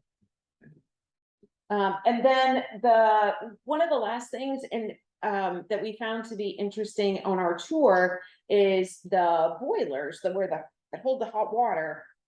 Roger was saying it's good water, it's hot water, but it's not at the temperature that it should be because we don't have mixing valves. So the sinks have hot water, cold water. And so if we bump up the hot water heaters to where they should be, it's now too hot and it's a safety issue. So that was just something that on our tour caught our attention of like, wow, that's kind of crazy. So go ahead. Then we move into security. The new entrance is great. The new process for the entrance is really good that they've got going on. I forget the name of the company I just wrote up there, who did the paid study 4 years ago, 5 years ago, Amy? Was it the onsite insight, or we hired that security company? And community council did their own study, which was Safe Haven. That was almost virtually identical. Community council came up with almost virtually identical Safe Haven report. So Jeannie was like, we need to make sure that we're going back to that. And do we really want to, should the boards be considering spending, or the boards be considering spending money for a card swipe system and making the annex more secure and things like that, and making sure that the board is looking at that Safe Haven report, community council report, and what can be moved forward with that. So I'm gonna interject again and ask, like, I don't know much about a card swipe system. Is that something that we currently have in any of the schools in the district? Not for the kids, for the teachers have to have a thing that gets you in and out. This is actually recommended for the students as well. That was one of the recommendations in the Safe Haven report and the community council report. Because with the exception of the portable buildings, students don't travel between buildings in any other Right, school, right? Is that what that would be? right, yeah, and even the portables, they're always with an adult, they go to the bathroom, but yeah. It's just the freedom that kids have to go in and out. Like if you don't have a class, you can leave. Like you just sign out and you come back for your next class. So it's just a different environment in that setup. Sidebar, we have, security grant, application bin, that's one of them. Awesome. Okay, so next one. Then we talked about when I spoke with Mike yesterday, and we were talking about how to spend money or design the school with curriculum changes in mind moving forward. And what that would mean with changing the space allocation or space usage. Looking at STEM, expanding those opportunities, getting back a Hvac family and consumer science teacher and using the kitchen again. Then the just doing all the health and fitness, expanding that curriculum to bring in more opportunities and different opportunities for the 9, 10, or the 10, 11, 12 students. So we may need to adjust that kind of stuff. Improve the science lab for the annex, of course, we're still talking about that, and improving the visual and digital art spaces. Slowly but surely, they're starting to improve the art spaces. One of the issues is that it was not set up for even with the AP art class. There were things students needed to be able to do in that room so they could submit portfolios to art schools, and we did not have the materials or the space to do so, or the equipment. So that is being addressed and slowly starting to chip away at that. Go ahead. Can I go back on that again? So if you're looking at maybe augmentations to curriculum and expanding them, potentially using the reference of like a space constraint from that part project, is that also taken into consideration for the Dan has done? I don't know. That's a question for Dan. I really don't know. He did a 21-page report. It's a lot of information. I don't know if that's in there or not. Because some of this Curriculum changes? in regards to curriculum changes. So what I'm going to tell you is, But that could have an impact on these spaces. This is where the biggest one is, Absolutely. if we increase graduation requirements, it's kids more time in school, more classes in school. yes, Means higher percentage we used to fill. right. Right So- now, it's at 65%. I mean, there's some questions about that. 85% is considered full. We have the minimum requirements of graduation that the state allows absent advisories 2 credits, but that's, much more flexible. So there's room for increase in graduation requirements, would increase again, the room utilization. So yes. Thank you. So, Can I ask a question? yeah, Let's go back to, why do we need new science labs? What's the matter with the existing ones? so the chemistry ones that are in the main building are of good size. Roger has fixed the major safety concerns. They're good. The labs that are in the Sarhegan Annex are too small they don't meet the recommended square footage for students. The way that the labs are set up, the space is against, a lot of the working space is against the wall with paper towel dispensers right over them and right over where the fire would be. So Roger and his team have stretched Okay, that so out a little bit. What you're saying, before the annex was built, they used to do that at the school? So I don't know if they used to offer like AP marine science and AP So human. it's a curriculum requirement. Yes, so the labs, and in fact, one of the science teachers has said with the current lab space they have, there are things she should be doing for her AP class and cannot Okay, in the current space. all right, okay. So it's both what you're saying. It is curriculum driven and it is also a space square footage problem for, if it's just a lecture room, you only need X amount. If it's a working lab room, you need a different square footage. And since we're combining both, it changes all of that. So there you go. What I did realize with Shannon's great thing is I need some pictures and photos in my slideshow, so that'll be coming along. So grounds. One of the issues is the bleachers are not ADA compliant.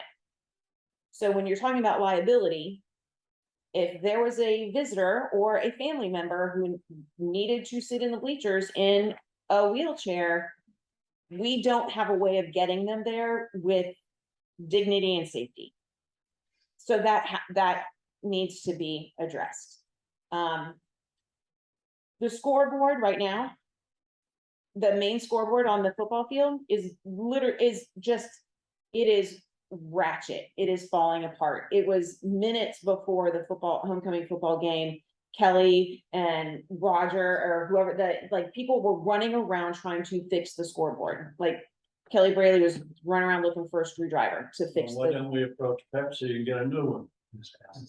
We don't like. that. Pepsi, We don't like COVID. We don't like COVID. So the bottom line is, that is don't have to put the name on it.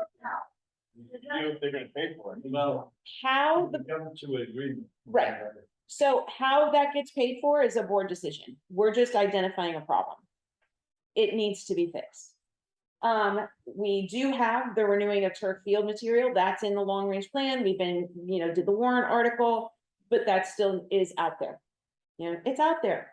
And then just general upkeep of grounds. The front fields are gorgeous. They're beautiful. When you start looking at the other parts of Sarhegan, all the flower beds that are just full of weeds, it's not a place that you walk into, like people go, oh, well, I guess this is nice. It could be better. And all that could be is we hire, the board decides to hire another maintenance person or a grounds person or something like that. It's just a overall general, let's make it look nice. Because one of the things that we talked about in our committee meeting is there's a lot of cosmetic things also that desperately need to be fixed, which is another huge one. I think I forgot to put it on there or talk about it. That leads to the broken window theory for students. If a desk is all trashed and broken and all of that, there's not a whole lot of incentive to treat it nicely because it's already messed up. If your lunch tables are all just broken and have pieces coming out of it, there's not a lot of incentive to treat it gently because it already is like, what difference does it make?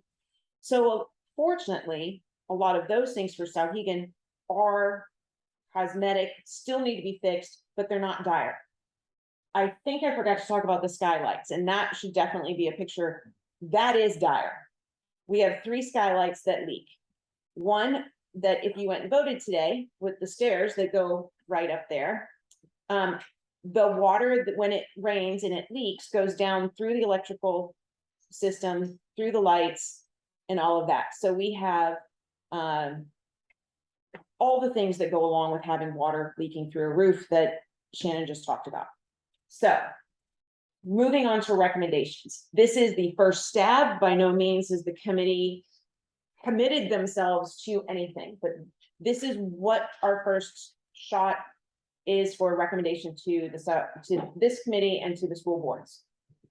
Delay asking for money for the lab renovation until the question about the annex is put to bed.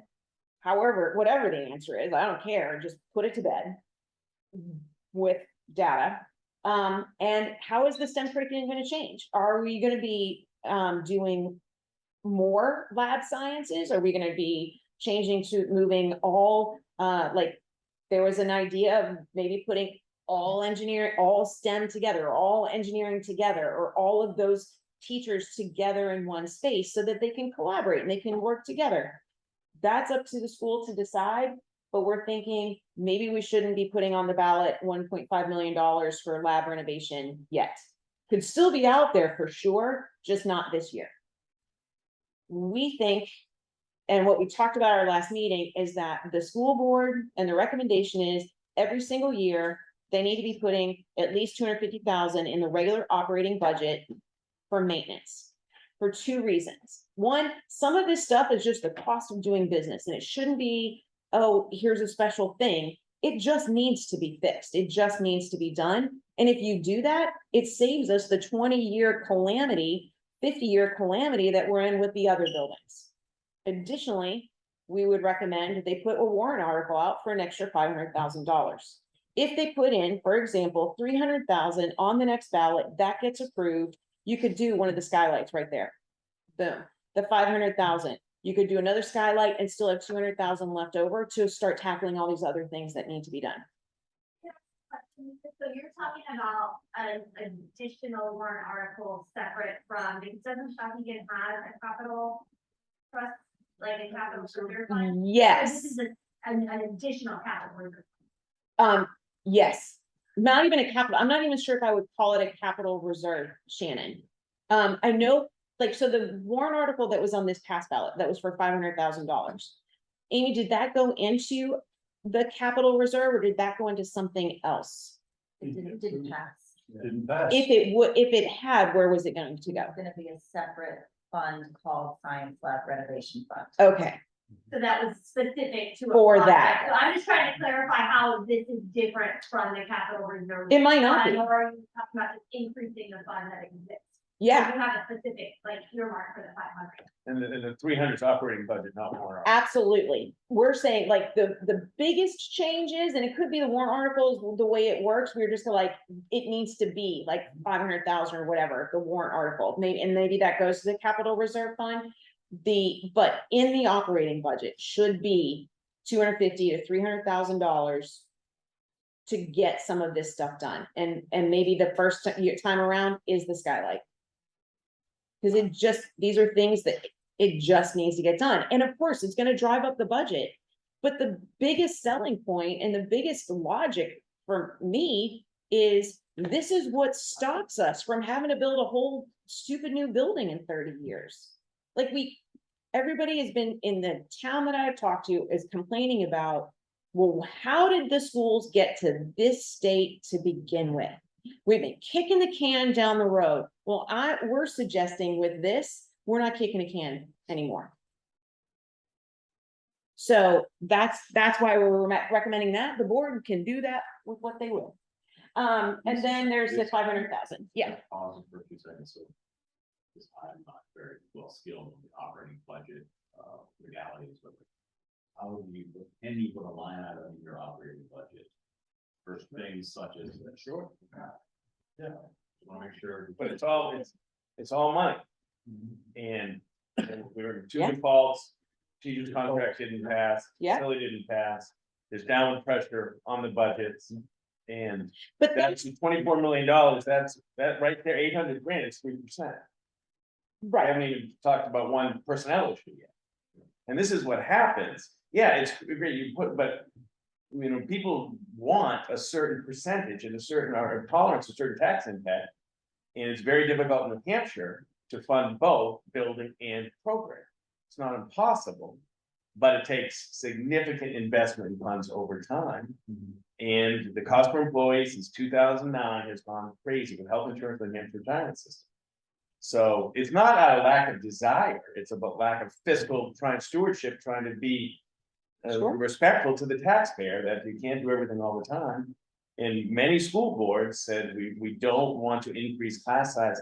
The class size in the Amherst School District is not little. I mean, they squeeze as much as they can out of class size. Much different than this, so even secondary is a much different class size than elementary in this place. But sure, in this place, we're talking about facilities, sure. But eventually, there's gonna be ways and means people saying last year, we spent hours talking about, and Dan would say this, it wasn't about the money. It was about, do we believe in different instruction? So it's a challenge, but sure, at least I agree, putting more money into this. But does this place have the appetite for it? well, I don't know, and I think there's a lot of reasons why things didn't pass last year, Shannon. So I'm sorry, I just want, on item 3, because I feel like we're already doing it. Okay, we could be, this is a, Yeah, so that's why. I made this think we're slideshow. over adding, like, No, we keep throwing things, this but is, I feel like there is the part of the capital needs funding plan, and this all started in 2017, and that's how we've been doing it. Amy, will you help me here if I'm off on some of this? But the plan for not just Amherst, but also Sarhegan is to keep that capital reserve fund. There's a schedule, am I right? There's a funding. And so I think that, to Lisa's point, you're right, and I don't want Sarhegan to end up where Amherst. I mean, you're talking about the broken glass theory and the kids in the desk, and I'm thinking, yeah, and the kids on the floor Right. at the middle school aren't super motivated to learn Sure. right now either, you know, you're there. So I support that, and I feel excited by that recommendation, because I think we actually are already doing that. So what is that amount, Amy, do you know, for Sarhegan or Roger? It fluctuates each Mhm, year, yeah. and that's just where, yeah, so Amherst and Sarhegan combined together, and Amy, please step in, because we just went through CIP. So it's based on the projects and the funds that they want to put forward each year. Like Sarhegan, I don't believe is consistent with the same number each year. I think it Yeah. varies depending on planned projects. 700,000 plus in that range between the two. So that was the agreement. Yeah. That, And was like, agreed to by both boards. and like That's what Sarhegan is they're doing nothing and had nothing in the plan for FY 23 to spend, like if there was nothing budgeted to spend this year. Or this, FY 23. So basically, what I'm seeing from a proposal perspective is that though there was some topics at debate for the annex specific around the science labs, Mhm. the conclusion at this point in time, as we're getting into recommendation phase to the boards for warrant season, is that we're putting that on hold, more investigative work needs to be done. However, there are some more pressing Yes. midterm needs. I don't think Yes. there's any sort of like urgent needs. No, There are midterm and Well, long-term. I would say the needs, skylights are more, but these aren't things that are like. They're gonna 20 say million, urgent. Right, Correct. these are. that's $1 things- million these for are to things do that 3 can of be them. managed through your typical, whether it's part of your operating budget or part of your capital reserve funds that. We are now looking at forecasting out. what the Sure. Costs are, not only next year, but 5, 10, 20 years out. Right, and HVAC is going to be the biggest driver for that, There, and we want to start to raise capital now. right, For the future costs that we know are coming. yes, The best of our ability to forecast what those values would be. right. And that's what we're asking the taxpayers to do in Amherst, like Mount Vernon has successfully done. To pre-fund that as best we can off this recommendation. Right, which is why there's already a turf field replacement fund, there is the capital reserve fund. We were just talking about in our committee, and we have not had a full committee meeting, since we just started with this, was just that much of what we're seeing at Sarhegan really should just be operating budget money. And there, of course, that is fraught with all other kinds of things. That's up to the school board and the advisory finance committee to see how that's going to work out. But ultimately, by investing today is going to save us money tomorrow. So I'm gonna pause here and see if there's any other questions from the group. No, that's it. Thank you. All right. So here we are, we're mid-September. We've got to get recommendations to the boards in probably 6 weeks. It looks like we're in a pretty good position to make those recommendations. There's clearly some legwork to do from the board reps that are currently here. Is there anything additional that you're looking for this committee to do at this time? I think 6 weeks is, You want it faster? Yeah. That's the plan. we do, we need it faster. Looks like We're we're ready to, relatively good shape. So I feel like, again, our recommendation did have that caveat, but the boards are arranging a joint meeting. So I would love, if, I feel like this committee is at a place where we can report out to the SAU where we are to this point, and then they can let us know where they are with their SAU meeting, and then we can march, like that's, I agree. That's my take, I don't know, if you're all saying it too, Well, I'm not. I agree with that assessment. I think Lisa, from what you just shared, we crystallized that. No, yeah. We're in a spot that is moving in the right direction. Lisa, anything from your perspective, from board members? From my perspective, it's just understanding that 7-8 philosophy, and again, whether it really is a junior high philosophy versus a middle school philosophy, I think that matters to the town of Mount Vernon and for our students. We're jumping from a very small pond into potentially a huge pond. So that would matter, the timing, that would matter, whether it's lease implications or a tuition agreement and what that would look like, all of those things would matter to me as a board member, so I imagine it would matter to my other board members. And I'm probably missing something. And my last thought also is that the longer we draw the conversation out, and more unit ventilators, we have issues with in the middle school, we haven't gotten them to figure it out, we haven't freed up space, we're still having space constraints, so. I appreciate the conversation, and we've had it before, we're obviously still having it, I look forward to getting Dan's information, I would love to see the 21 cases that he's working on, that's awesome. And laying that out, we can't keep putting it off.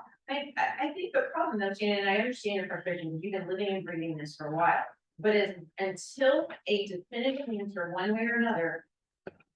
That is going to be No, I know, I a know. wall we hit every single time. Yeah. No, that, I mean, I think I'm excited to see it and to have to like, let's get this out. Yes. Let's work on it. Let's. And what I said, and I don't think you were here yet, but, you know, we're looking at what's going on in the elementary and middle school, and I'm going through the slide, and I stop and say, every time I wanna walk away from this, I can't.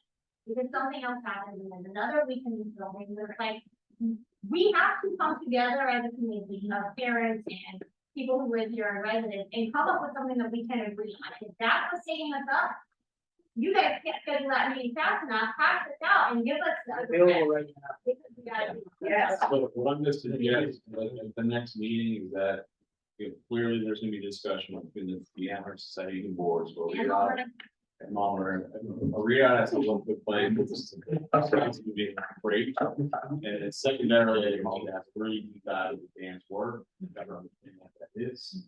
And It's the board. it's a workforce engineering, that's what we want to do more. And then really at that stage, what we have to understand is what are our next steps to shepherd these recommendations forward out to the community, provide the education and awareness that they need, and the resources to get that information from us as best possible, to be as transparent and as inclusive as we can be, and usher that forward. And that is our marketing order at this stage moving forward. So before I close, is there any other topics you want to address tonight for the moment? Nothing? You all have a great night. Tuesday. Oh, Tuesday.